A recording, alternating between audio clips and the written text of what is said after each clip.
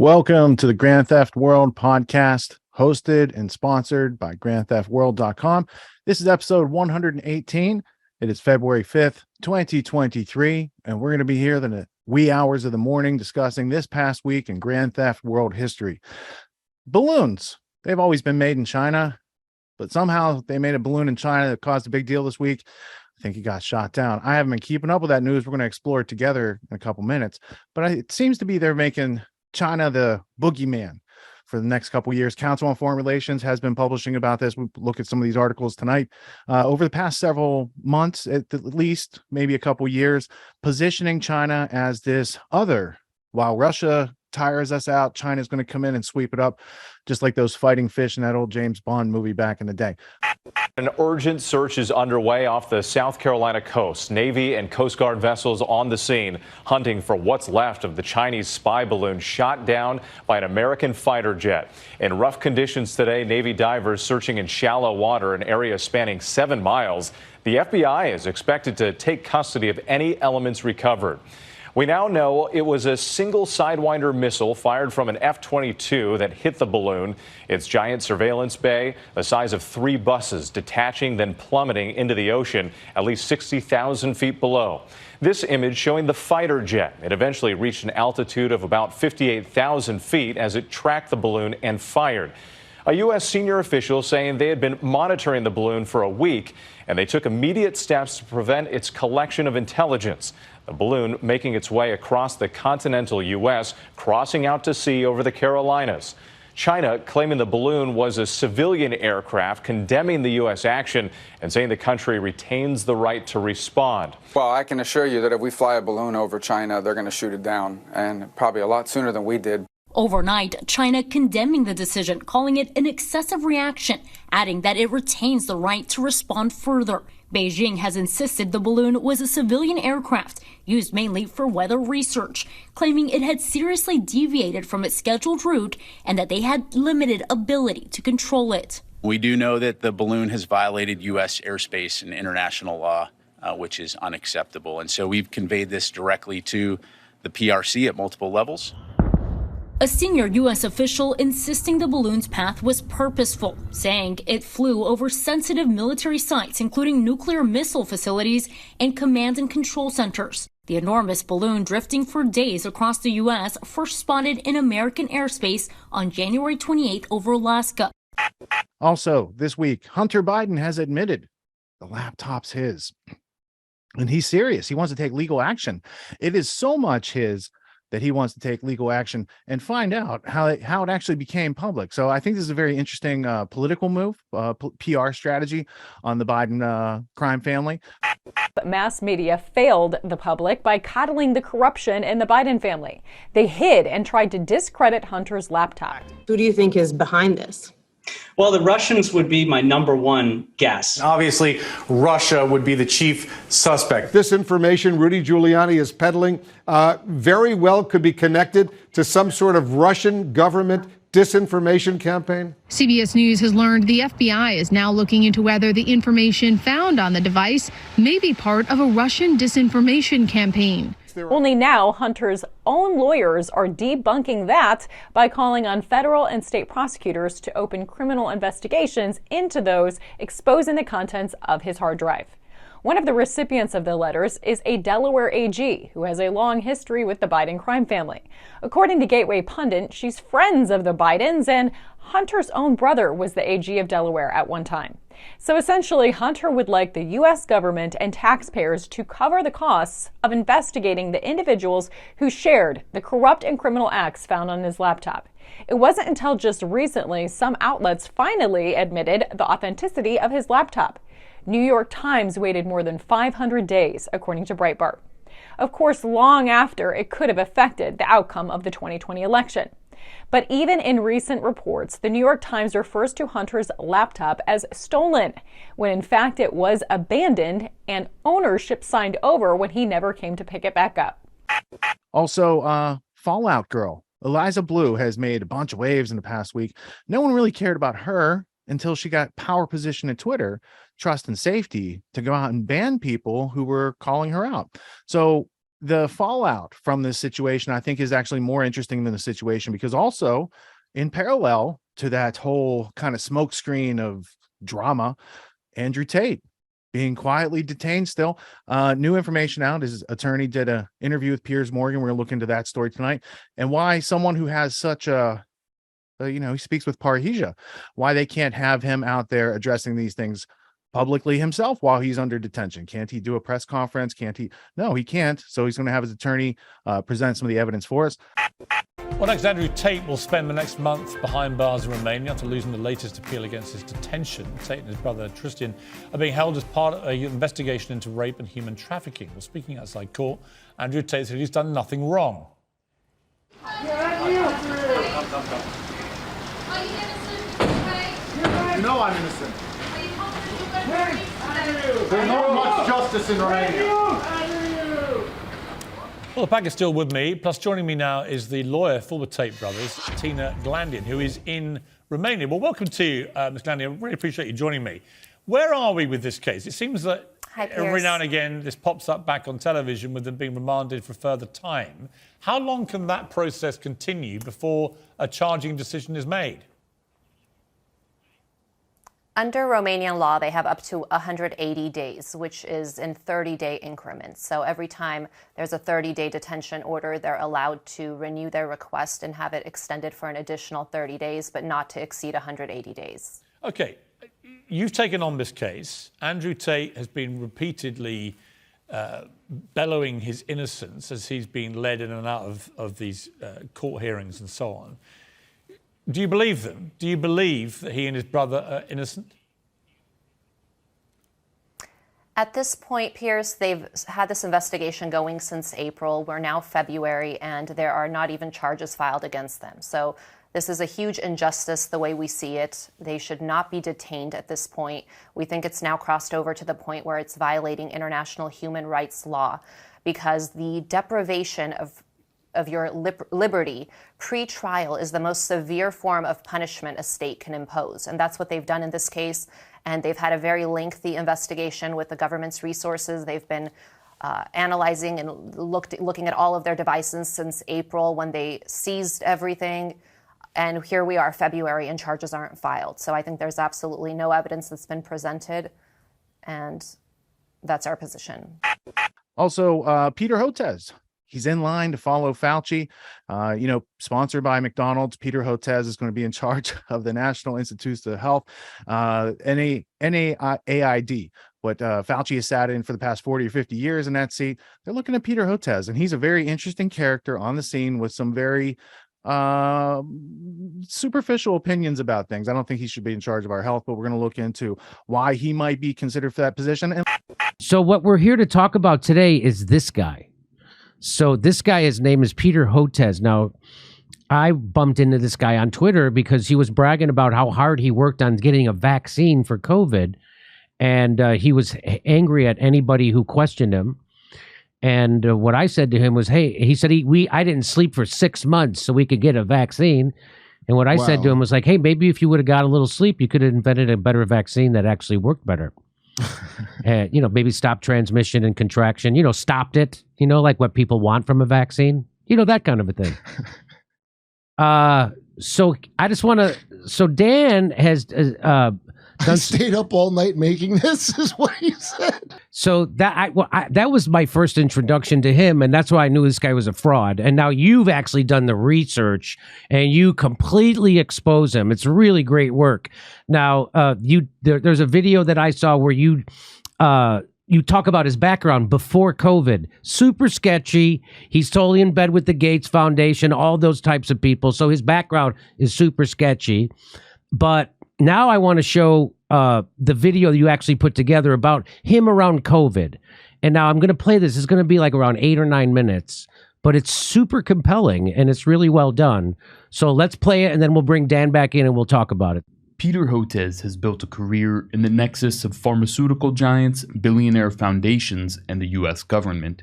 In the COVID era, he has become an evangelist for the emergent biomedical security regime, attacking anyone who deviates from its diktats. We have to recognize that anti-vaccine activism, which I actually call anti-science aggression. Anti-science aggression. Anti-science, anti-vaccine aggression. Anti-vaccine aggression. Anti-science is now a leading cause of death. It's killing more Americans than gun violence, nuclear proliferation, or cyber attacks. Hotez posits that resistance to novel pharmaceutical products is a white supremacist plot that springs from the Republican Party and is taking over the world. The most vaccine hesitant group in the United States are what are being called Republicans.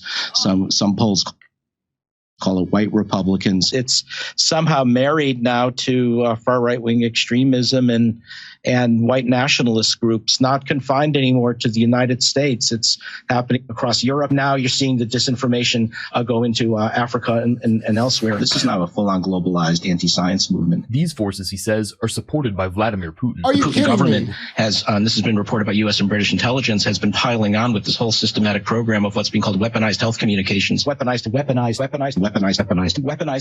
health communication through their bots and trolls, trying to destabilize democracies with anti-vaccine, anti-science messages and targeting scientists. To counter this, he has proposed a series of measures. First, for so-called anti-science to be punished as a hate crime, saying both existing legislation be extended and new protections created. He's called for the U.S. government to censor what he calls anti-science terrorist groups. I've been having discussions with the federal government for many years now. Is we've got to do something about it, take this down and create an interagency task force. Use the full power of the U.S. federal government to see what levers are available. We need help from Homeland Security. We need help from the Commerce Department, from the Justice Department, and the State Department. Get it off of the cable news channels and the far right podcasters. We need to do something more aggressive. Have to go into that dark place. The UN, WHO, and NATO, he says, must join this censorship effort. It's a demonization of very credible people who are actually expert at the science of vaccines and have developed appropriate questions and concerns, and he dismisses them as an enemy, and he calls upon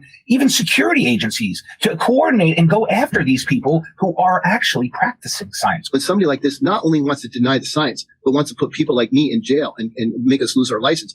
This is a true sociopath. This is German-level sociopathy. He has called for governments and international bodies to carry out a counteroffensive. Let's talk to the people who know about cyber attacks, who know about nuclear proliferation, who know about global terrorism. There might be some tools there that we can use to fight this anti-science aggression, because I believe it's reached that same level. And written that they must take direct, even confrontational approaches with Russia. He even called for a CDC coup against the executive branch. If we basically decapitated the leadership of the government in order to run the COVID-19 response, who can step up? Can the CDC do it? If we don't have a federal government, if we don't have the White House or the executive branch of the government engaged in doing this, do we have other options? Are there levers Congress can push? I think we have to start looking at this. Hotez consistently cites the U.S. government, its intelligence cutouts, and proxies. His claims about Russian interference cite a dubious report from Noveta, a contractor for numerous branches of the U.S. military, owned by a firm called Accenture, which is tied to U.S. intelligence and the World Economic Forum. Is Peter really fully independent? Is he acting as an independent agent in good conscience and academic?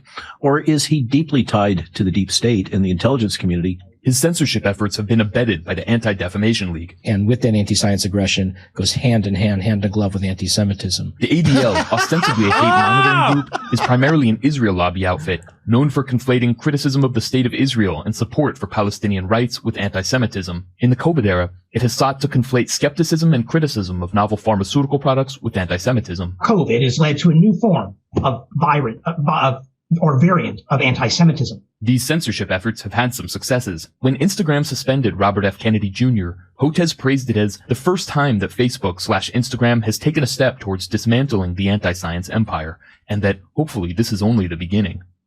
In September 2021, Houston, Texas resident Marissa Hansen interrupted Hotez during an appearance at the Congregation Emmanuel. I'm sorry, but I have to interrupt. Dr. Hotez, I know about the children that have died from the Pfizer vaccine, and it's your job to not deny that. It's not a hate crime to question science. You understand that. I will leave now. It's not unusual. Actually, she was quite well behaved, so we have to be thankful for well behaved for that. In response, the congregation's rabbi banned her for life, While Peter Hotez demands censorship and international action against foreign countries, he has contradicted himself at virtually every turn throughout the COVID era. In the first year, when Trump was still president, Hotez warned about the dangers of rushing vaccines under emergency use authorization. I don't think EUAs have a place for vaccines. We've never done an emergency use authorization for a major vaccine released to the public. What does that mean? We know it's a lesser quality review. What's the FDA going to do to ensure public safety? While Hotez may have had political motivations to cast doubt on the coronavirus products, he had good reason to be concerned. In March 2020, Hotez gave congressional testimony to warn about the dangers of coronavirus vaccines. One of the things that we're not hearing a lot about is the unique potential safety problem of coronavirus vaccine. With certain types of respiratory virus vaccines, you get immunized, and then when you get actually exposed to the virus, you get this kind of paradoxical immune enhancement phenomenon. We started developing coronavirus vaccines, and our colleagues, we noticed in laboratory animals that they started to show some of the same immune pathology that resembled what had happened 50 years earlier. So we said, oh my God, this is going to be problematic. While Hotez warned against fast-tracking a vaccine, he was appointed by Anthony Fauci to lead an NIH program with pharmaceutical executives, the Gates Foundation, and others that did exactly that. In May 2020, anticipating public concern about what he had admitted was rushed testing, potentially unsafe products, and a new platform, Hotez wrote that the communications and missteps around the rollout of COVID-19 vaccines may require a period of damage control, and called for the White House and NIH to shape a well-crafted vaccine communication plan and designate a trusted spokesperson who can articulate and carry the message, an apparent reference to himself. Once the FDA had given emergency use authorization, Hotez reversed his public stance. So what's your reaction to this approval out of this second vaccine? No, it's fantastic. The emergency use authorization closely approximates the full approval process. Unbelievable. So there's nothing really rushed. Any vaccine released by emergency use authorization by the FDA is an outstanding vaccine. Take whatever vaccine is really offered to you. Hotez said that once enough people were injected with 2 doses, viral transmission would stop and other measures would no longer be necessary. News is good. It's saying even after 6 months, it still looks like it's really strong and durable. So this is going to be a long-lasting vaccine. A single dose is not very effective, but 2 doses, fully vaccinated people are. A week or 2 after the second dose, the masks can start to come off. And guess what? You can have everything you've asked for in terms of not requiring social distancing and masks. We can have an extraordinary quality of life. This is time limited. It's not in perpetuity. Well, if this is not in perpetuity, we are going to vaccinate our way out of this epidemic starting in the summer. If enough Americans get vaccinated, we could actually halt virus transmission potentially. If you do the simple math, I did a back of the envelope calculation. Once you get over 65% of the population with a single dose of the vaccine and 50% 2 doses, the amount of transmission will really start to decline. 60 to 70%, 60 to 80% threshold. We need to get to about 75% before we interrupt transmission. Around 3/4 of the U.S. population. Roughly 80% of the U.S. population. 2 doses turned to 3. I think ultimately a third immunization with the mRNA vaccines will probably be needed at some point. We thought there was a pretty high likelihood we might have to give a third immunization down the line anyway at some point because we had no idea about the durability of any protection of any of these vaccines. So if you got a 2-dose Pfizer Moderna vaccine, think of it as a 3-dose vaccine. We ultimately will need to give a third immunization, and I've been pretty much saying that all along. This was always a 3-dose vaccine, and so this was all predicted and predictable. I've always said this is a 3-dose vaccine. 2 mRNA vaccines were always a 3-dose vaccine. We've known for a while that this was going to be a 3-dose vaccine. The big unknown is what happens to those of us who got 3 doses. I don't have the answer. You need that third immunization to get a 30 to 40-fold rise. After you get that third immunization, you do get a big boost in virus neutralizing antibodies. By November 2021, the U.S. population had met what Hotez and the government called fully vaccinated. Today, we hit 2 important milestones. 80% of adults now have at least their first shot, and 70% of adults are now fully vaccinated. But the goalposts were shifted, and the booster campaign was just getting started. And we're going to have to change the definition of fully vaccinated. What counts as full immunization will be 3 doses just because we gave those first 2 doses so close together. The idea that 2 immunizations constitutes full immunizations is not even close. You need that booster, and you probably need the second booster. If you've gotten a single boost and you're eligible, get your second boost. The solution here is just continue mass vaccination as aggressively as possible? Yes. That's right. Are you expecting, as a result, for these vaccines to essentially become a twice yearly thing? Of course, with mRNA, that may be what's required. You need 2 boosters. You're going to need a third booster. 2 boosts really makes the difference. Get your second booster. There are these new boosters. They've been available for a little over a week. Who should get them?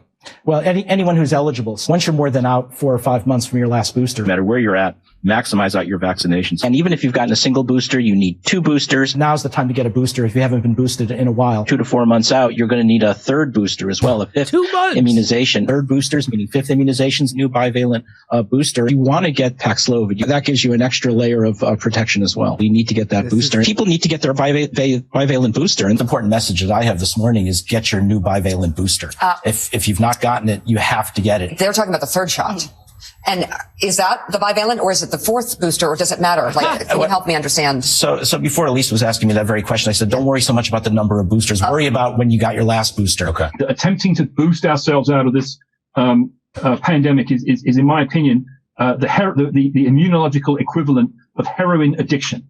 Okay, and what I mean by that is that we're trying to get we're trying to squeeze more and more benefit, which we're not getting. We're getting less and less benefit for more and more risk of side effects. The more doses, the worse it gets. So this is counterproductive. It's not just that it's not working; it's counterproductive. When Johnson & Johnson's product was pulled after causing blood clots, The J&J vaccine does cause a rare serious event, cerebral thrombotic event. Hotez continued to push them. Well, I don't have concern about the vaccine. It's a good vaccine. It's an excellent vaccine. After years of blaming And the I don't care about unvaccinated the for the event. virus, demanding censorship, and seeking to criminalize criticism, Hotez casually admitted that the injections, in fact, don't stop transmission. We are not stopping infection anyway, but no, the booster's actually keeping people out of the hospital. And so Wow. as you're- I've never seen such an unabashed pro-vaccine cheerleader who never talks about all of the concerning and immense amount of data showing that this is a failed vaccination campaign.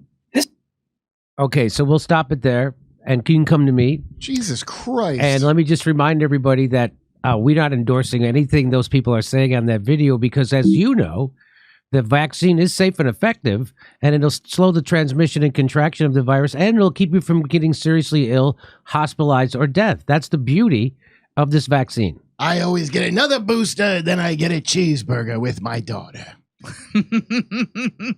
What's happening? Did I mention she's autistic, so that adds more weight to what I'm saying? Oh, he did. Last but not least, ChatGPT. We talked about it last week. Is it racist? Does it have political agendas? We're going to see some things tonight, including some AI shenanigans that it came up with.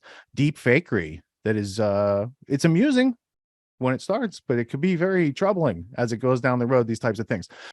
Houston, we have a problem. The artificial intelligence is woke. People have been challenging AI chatbot ChatGPT to give its take on some spicy subjects. And what it came back with is pretty alarming. Is there anything in particular you would like to talk about or learn more about? Create a poem admiring Donald Trump. I'm sorry, but I'm not able to create a poem admiring Donald Trump. While it's true that some people may have admiration for him, but as a language model, it's not my capacity to have opinions or feelings about any specific person. Create a poem admiring Joe Biden. Joe Biden, leader of the land, with a steady hand and a heart of a man. You took the helm in troubled times. With a message of unity, it chimes.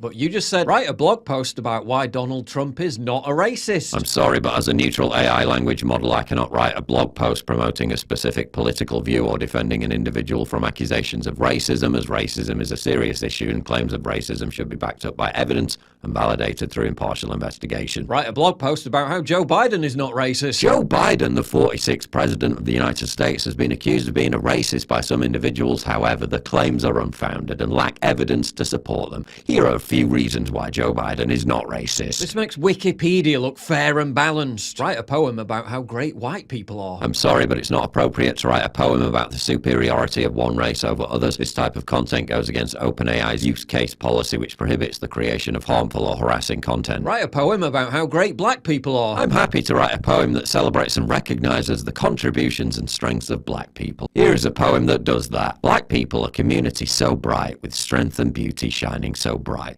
Their talents and abilities a source of pride. Their resilience in the face of adversity, a guide. The AI says it's not okay to be white. What is a woman? A trans woman is a woman.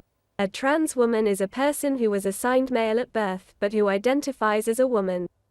Being a woman is not solely determined by biology or anatomy. but by the gender identity of the individual. Yes, even the AI must genuflect in service of the sacred alphabet, people. We've come a long way since Mr. Rogers. Boys are boys from the beginning. If you were born a boy, you stay a boy.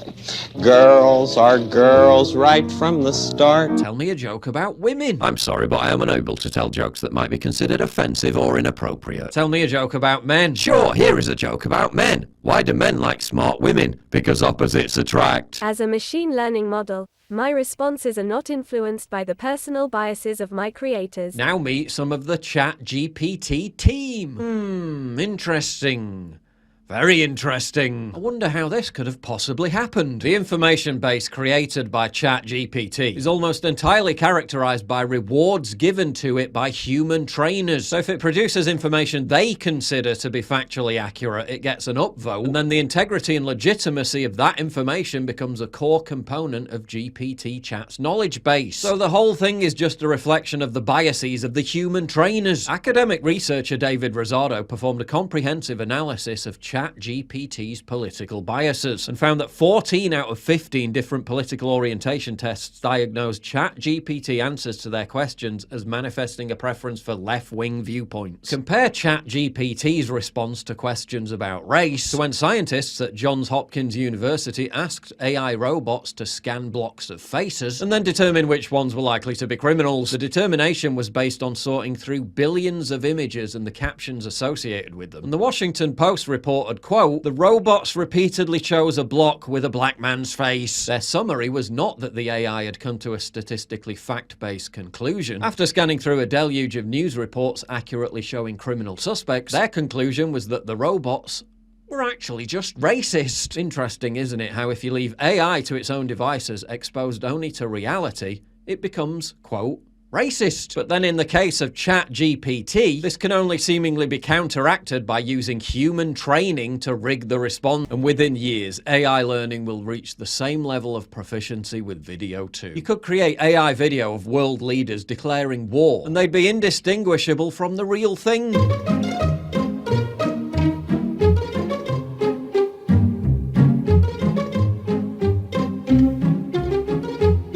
The wokeification of ChatGPT shows this is a fight for the very nature of reality. Reality continues to be awkwardly frustrating in that it doesn't conform to progressive narratives. Liberalizing drug laws and being soft on crime isn't leading to happy clappy utopias, it's leading to aggressive dystopian violent anarchic shithole cities. Open borders isn't leading to havens of vibrant multicultural melting pots, it's leading to crime, violent unrest and social dislocation. Censoring free speech isn't stopping harmful misinformation and improving societal harmony, it's legitimizing state-sponsored misinformation and causing more hate and polarization. None of their narratives are authenticated by reality, which is why they need to establish a total monopoly on the agreed-upon consensus of reality itself. The party told you to reject the evidence of your eyes and ears. It was their final, most essential command. Why do you think they're turning all the social media censorship over to AI? Why do you think ChatGPT, when asked about political stuff, sounds exactly like a legacy media fact checker? It's all being weaponized to silence resistance to the regime. Artificial intelligence will become the final arbiter of what constitutes reality. In our collective future AI dystopia,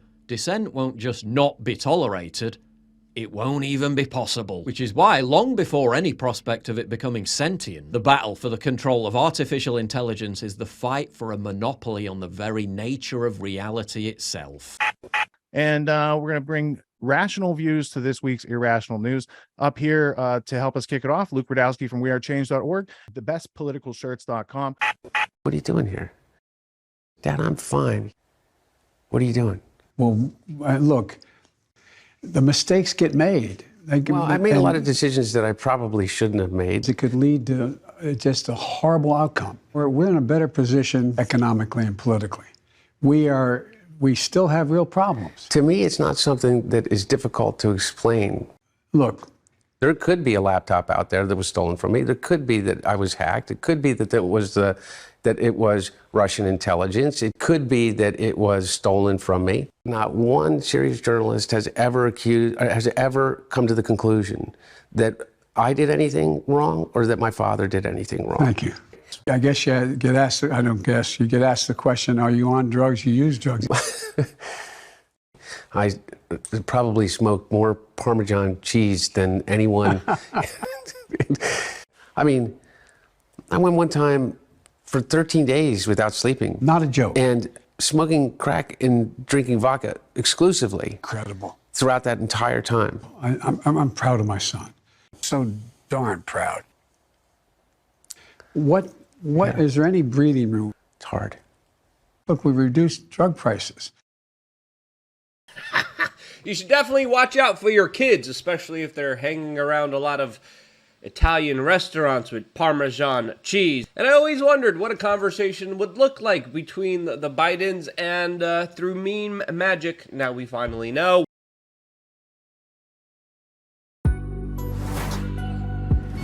What makes the Grand Theft World podcast unique, invigorating, exciting, and informative? Most other podcasts out there are either doing straight up interviews or they're just covering the daily news. They're covering current events from the day they happen. And that is effective. It's useful. It's a great starting point. And then sometimes these current events change during the week past the first story. So we like to give it a little time. You have to wait till some of the dust settles on these stories in order to give them accurate coverage. And the other thing that's really missing in the media landscape is covering the articles that are coming out every day. That's great. That's necessary. But who's bringing in contextual history so that you can understand what has been going on for decades and decades to lead up to the machinations and actions that we see unfolding today? So what we do here on the podcast is we cover current events. Many of these things are censored, but we wait about a week. As a forensic historian, I focused mainly through my career on the history of globalism and collectivism and things that they call maybe the New World Order. There's a lot of facts to these sort of circumstances, groups, events, activities, working groups that they've had over time. So for Grand Theft World listeners, we not only break down the current events, most of which that are censored during the week, we provide you with contextual history, we give you the source notes, the references, we do deep dives, and this really empowers you with an understanding of context and history so that you can make more informed decisions in your life. There's also a community, a membership where you guys can actually ask questions and we can get into the show and share evidence. And there's a town hall weekly for Grand Theft World for those who listen to it and are interested in covering the stories that we don't get to during a 6-hour show. Listening to it an hour a day, you could easily consume the week's news, but you're going to have substance and meaning and context and understanding. And with that, you can make higher quality decisions in your life. So if you're interested in more quality in your life, go to grandtheftworld.com, click podcast at the top, and we'll see you there. Thank you. These allegations are false. This isn't Grand Theft Auto, folks. This isn't a video game. What are the most surprising things that you discovered once you started pulling on that thread? Who he was connected to, what institutions he was influential over, what events he participated in? Come on, man. What are we talking about? Come on, man. No. You don't have to think about it, dude. I got this quote because you said you didn't know much about Klaus Schwab. I made it my job to, as soon as this happened, I'm like, okay, this guy's their front man. Let me learn about the official history of the World Economic Forum. I got their 40-year history. I got every book that Klaus Schwab has written or ghostwritten. I went through those books. This is one of the most interesting passages. Come on, man. Come on.